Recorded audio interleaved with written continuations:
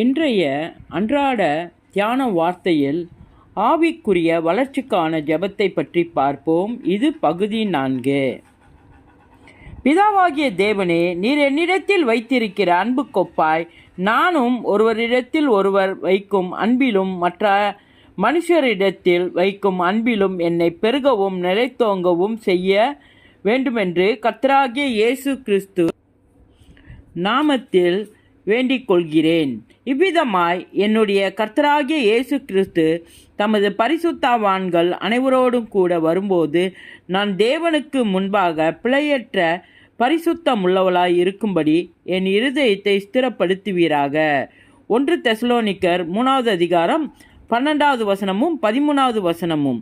பிதாவாகிய தேவனே, நம்முடைய கர்த்தராகிய இயேசு கிறிஸ்துவின் நாமம் என்னிலும் நான் அவரிலும் மகிமைப்படும் பொருட்டு நீர் என்னை அழைத்த அழைப்புக்கு பாத்திரராக உம்முடைய தயவுள்ள சித்தம் முழுவதையும் விசுவாசத்தின் கிரியையும் பலமாய் என்னிடத்தில் நிறைவேற வேண்டுமென்று எப்பொழுதும் எனக்காக வேண்டிக் கொள்கிறேன். 2 தெசலோனிக்கர் 1வது அதிகாரம் 11வது வசனமும் 12வது வசனமும். இயேசுவின் நாமத்தில்.